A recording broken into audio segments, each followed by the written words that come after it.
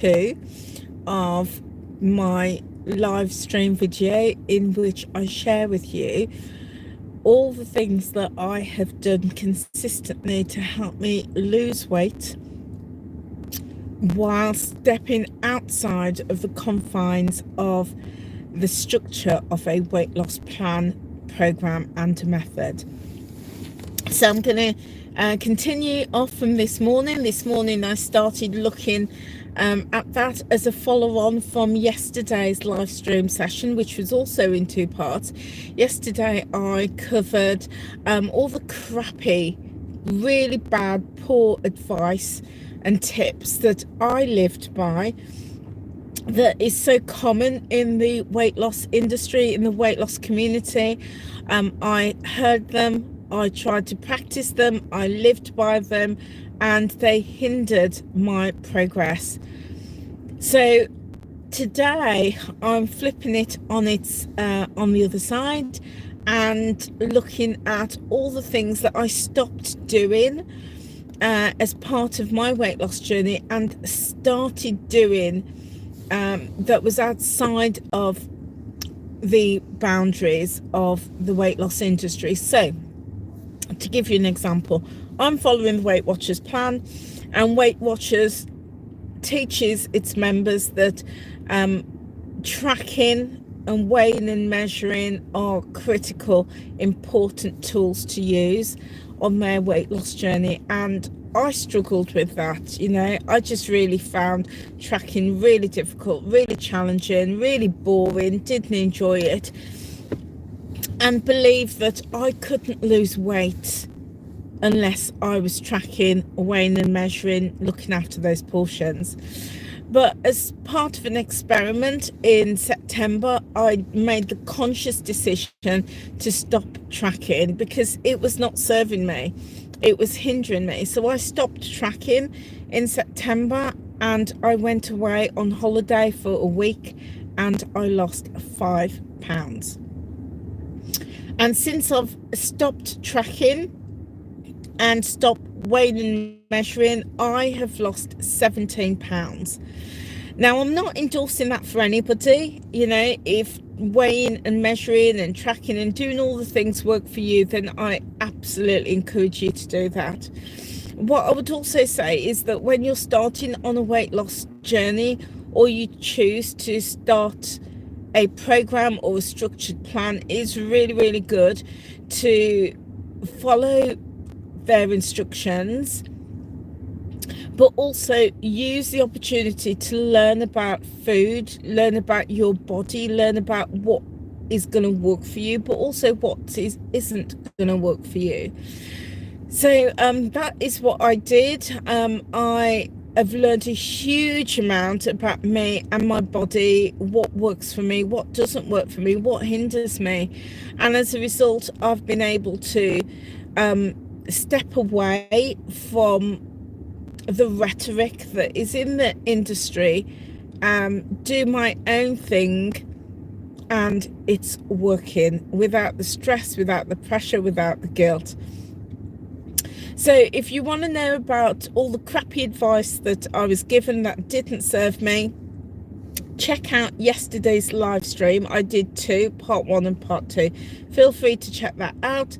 And also check out this morning's session where I'm talking about all the things that I had to pay attention to support me on my weight loss journey.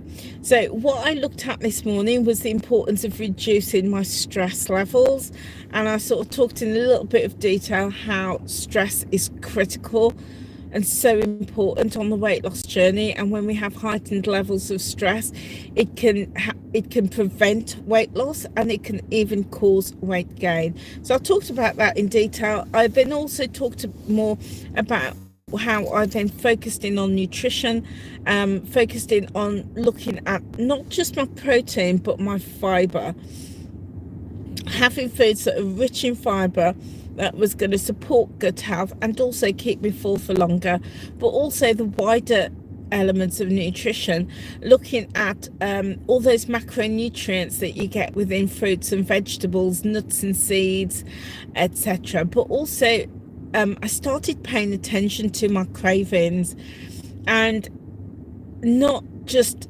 using the sticky tape to deal with the cravings, but really digging deep to understand where my cravings had come from, what it was. Maybe it was deficiency, maybe it was emotional or psychological. So I started to explore that. So if you want to know more about that, do check out my video from this morning, part 1. I also then went to talk about portion control. Portion control has been absolutely enormous for me, and that has really made the difference to allowing me to still lose weight and not track my food and not weigh and measure, just really looking at my portion sizes, but also along with that, eating slowly and eating mindfully, and doing those things, my portions has reduced drastically. You know, I'm Caribbean. I've grown up in a Caribbean household where we had huge portions of starchy foods. You know, it wasn't a dinner unless it was the plate was full with rice and peas with butter in it, or coconut cream in it, or coconut you know, like shards of coconut, a block of coconut cream that had been cut up. It wasn't rice and peas unless it was like that, and you had a huge plate of it, and then mounds and mounds of meat and fried dumplings and sweet potatoes, yams, plantain, all of those starchy veg. I still eat those foods, I still love them, but not in the portions that I used to, and not in the frequency either. So yeah, just taking a measured approach has really helped me. So those are the things that I talked about this morning, so do feel free to check them out. A few of the things that has really helped on me on my weight loss journey, that has really freed me from, and I'm going to use the word, the drudgery of tracking every morsel, weighing and measuring and doing all the things. That might work for you, and if it does, go for it, keep doing those. But for me, it didn't work. So I put a lot of emphasis in creating a really good sleep routine, because sleep is so important on the weight loss journey. It's good for all round general health. It supports our mental health and mental well-being. It helps with our energy levels. It helps to calm the mind, leaving us feeling rested and energized for the next day. And when I sleep well, then it enables me then to have that clarity of mind to help me make those decisions, and also those choices that are going to support me on the journey. So I started paying a lot of attention to my sleep, to make sure that my sleep was of good quality. So, you know, there's a number of things that I do. I get up in the morning and my sleep routine for the night starts right then. I set up my bedroom, you know, get it cleaned, fluff all the pillows, I air it, spray it, put my candles on so it smells really nice, and then that is all set up. So at the end of the day, I'm really excited and looking forward to going to bed. But before I do, I have a really nice warm soothing bath with some bath salts. I start to wind down. I'm coming off all my electronics. I might be listening to a podcast or some music. More often than not, it'll be a podcast. And then I have all my lamps on, no bright lights, got my lamp on, and then I heat the bed with my electric blanket. So I get into bed, it's warm, it's comfortable, it's clean, it's fresh, the room smells nice, and within a few minutes I'm off to sleep. And unless I'm in pain, most nights, once my head hits the pillow, not waking up till the morning. And then in the morning, because I've got now good levels of energy, my mind is clear, it then really helps me to make those choices that really support weight loss. The other things that that I do that really support me is looking at my fats and my sugars. So looking at food that is, or eating foods that is high in fat and high in sugar, such as fried foods. And I'm not talking about natural foods like these things like grapes and fruits can be high in sugars. Those are fine, but I still manage my portions. I don't eat those to excess. But again, if I'm eating grapes, I'll just use the palm of my hand to measure out a small portion of those. Gone are the days I used to like eat a whole punnet of grapes. So I still manage the portions of those. But also I don't eat a lot of fried food. I might have it occasionally, but gone are the days where I was having lots and lots of fried foods. And if now there's an option to bake a food, or to have it in the air fryer, or have it grilled, that'll be my preference. So for me, it was just common sense. Foods that are high in fats and sugars, say things, especially things that are processed, like cakes and biscuits and chocolates and sweets, they're all processed. They're gonna have high fats, high sugar, all the crap in it, the carbonated, the refined sugars, all the additives, and they've been processed. And those foods, because they're not raw foods, they're not whole foods, they're going to be high. So when I was on Weight Watchers, well, as I am on Weight Watchers, those foods you'd have to track, and you'd find out they were very high in points. But seeing as I'm not having those often, I was like, well, why do I need to track? What is the importance and the urgency for me to track if I'm eating whole foods, cooking from scratch, using base ingredients that are not processed? Naturally, the foods that I'm going to eat are going to be whole foods. They're going to be low in points if I'm going to track points. So that for me was a mindset shift. Whereas if I do have the chocolate, and I will be honest, I do have chocolate, but I don't have them in the quantities that I'm having. It's not something that I have to manage or fit into my day, because I'm not having them often. It may just be once in a while, maybe once a month, if that. So it wasn't something that I felt that I needed to track and manage, because I wasn't having it often.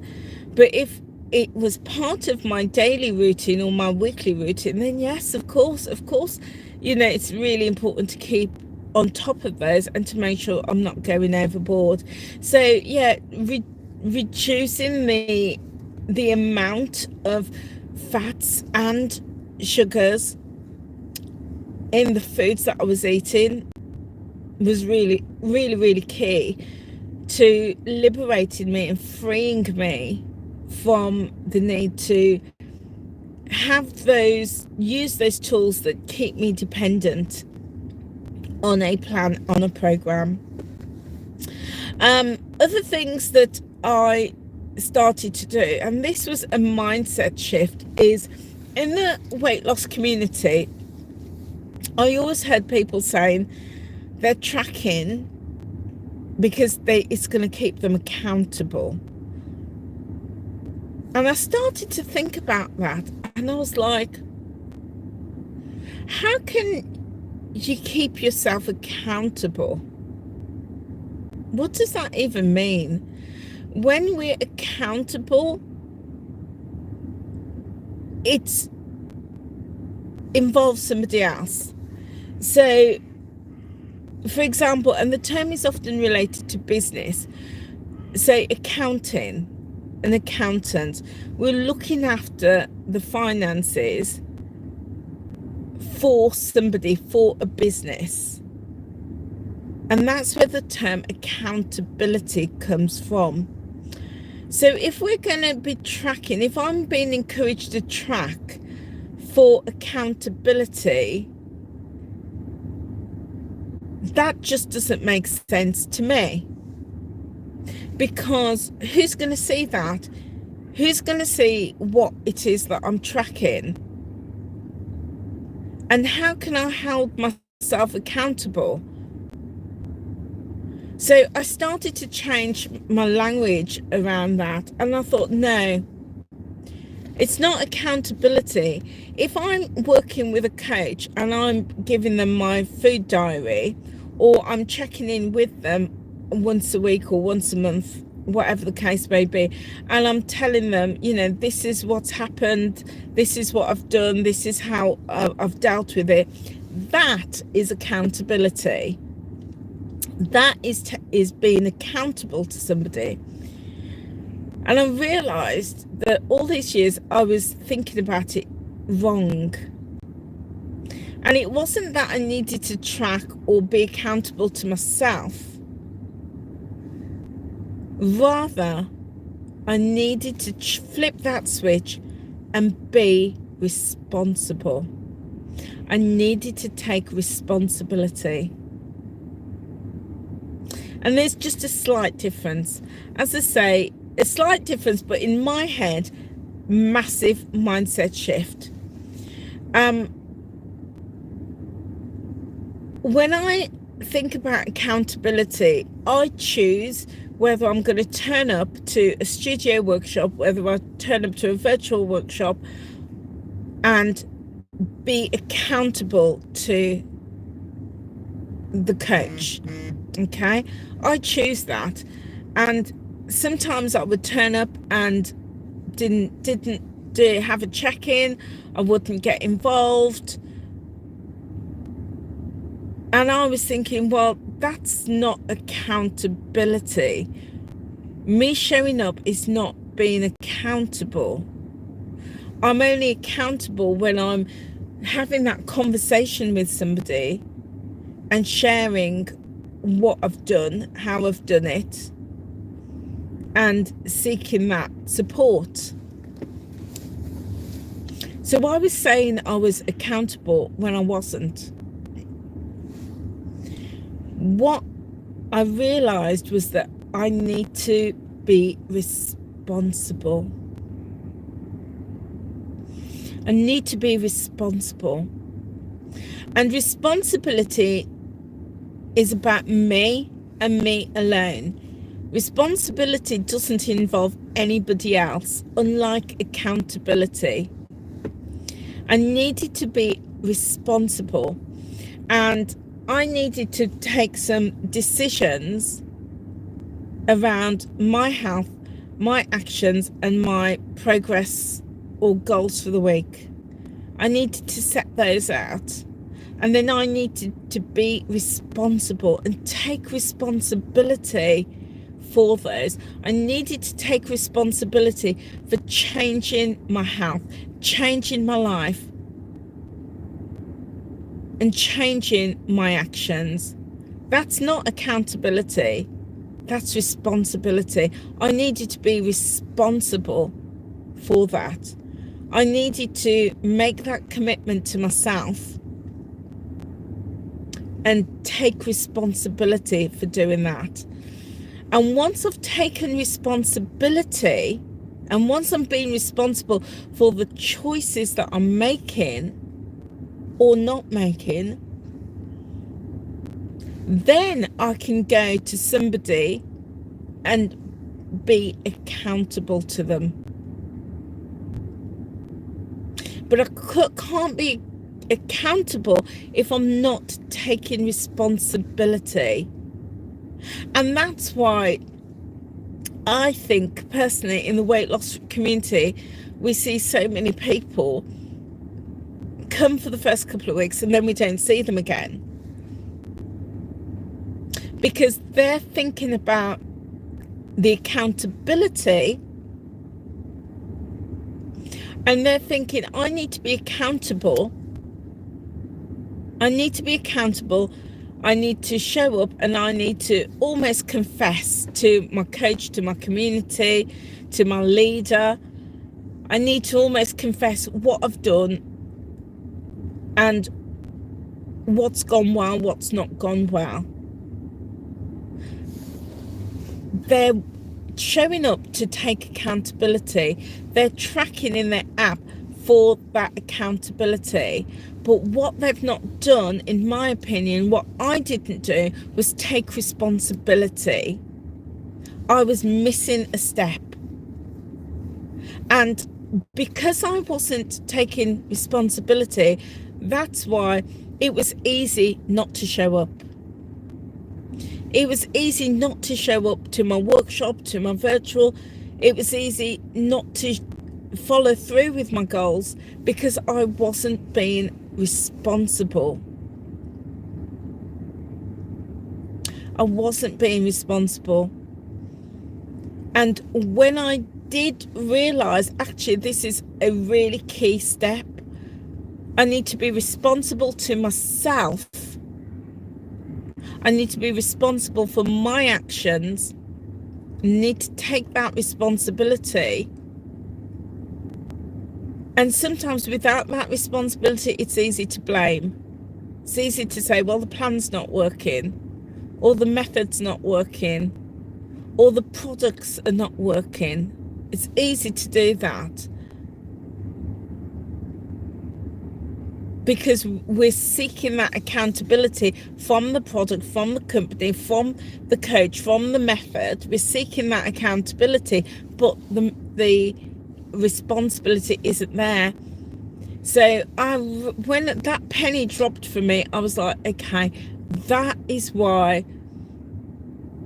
I've not always followed through on my goals. I've not always set goals. That's why when I was trying to show up and be accountable, it wasn't quite working. And that's why ultimately I kept giving up on my plan and my program, because I wasn't being responsible. I wasn't taking responsibility. So yeah, guys, once I started taking the responsibility for myself, for my life, being responsible for every action,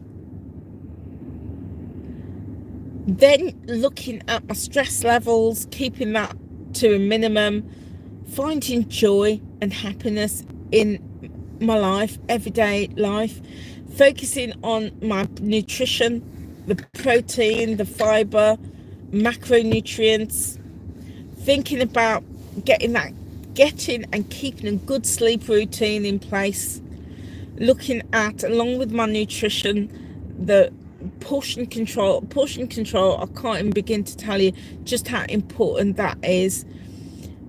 Eating really slowly, savouring my food, really enjoying my food,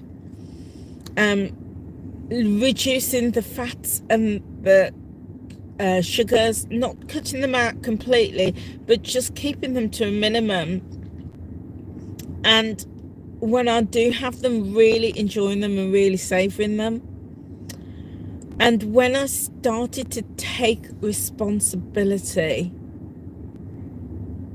taking responsibility for me, my goals, my actions,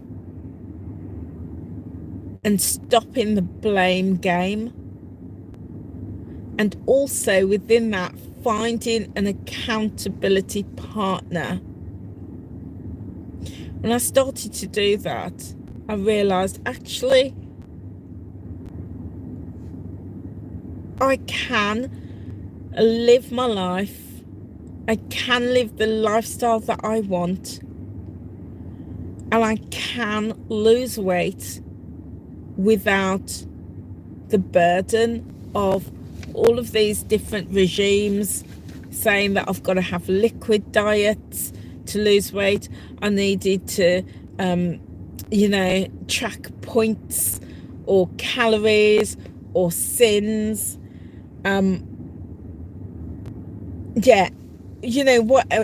Eat certain products, eat certain foods. I found that I could lose weight freely the way that I wanted to, without all of these constraints. And when I started doing that, it just lifted a huge burden for me. It lifted the pressure off me, and I could now eat the foods I wanted to, bearing in mind all of those things, eating really good quality nutritious food, eating it slowly, managing my portions, knowing that I've got, you know, that balance of nutrition, moving my body, sleeping well, reducing the stress, and doing all of those things. And it sounds like a lot, but it just all fitted together.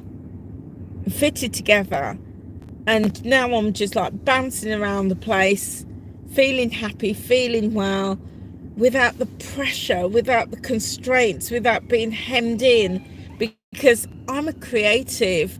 I'm such a creative person, and I don't work in a very linear fashion. I'm like very, you know, random, for want of a better word. And when I started to do that, I started to feel free. And I started to think, this is exactly the lifestyle that I want, where I'm developing a lifestyle that is going to serve me for the rest of my life, because this is how I'm going to be.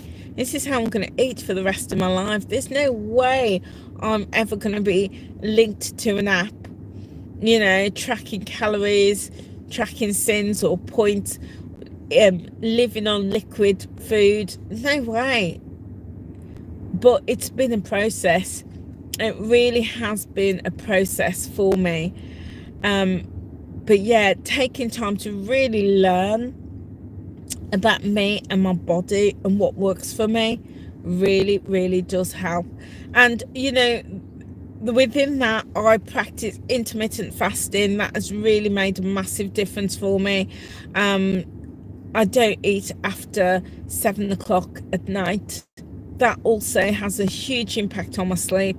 And, you know, I drink at least 1.5 to 2 litres of water every day. That has made a huge difference to just my overall well-being. And yeah, those are probably the only, those are the 2 additional things I do in regards to that list that I've just shared with you, that's made a massive difference. And yeah, there is freedom when it comes to weight loss. Yeah, for me, I live it and I lose it. I live my life and I lose weight because I'm living my life. Yeah, I've never wanted to lose weight so that I can live my life. No, I've fat, and to some extent I did do that, but now I'm at a stage on my journey where I'm living my life, absolutely living it, loving my food, loving, you know, the things that I do, and I'm losing weight in a way that works for me, that's freeing. So guys, I'd love to know, where are you at on your journey? What is working for you? And we're all different, and if tracking and weighing and measuring and sticking within a regime works for you, brilliant, go for it, continue with that. But let me know if that works for you.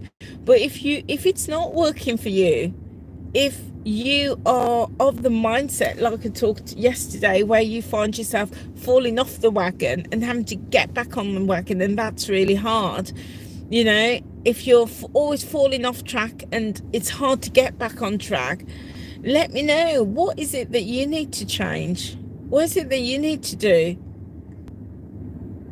to help you to get to where you want to be? I'd love to know.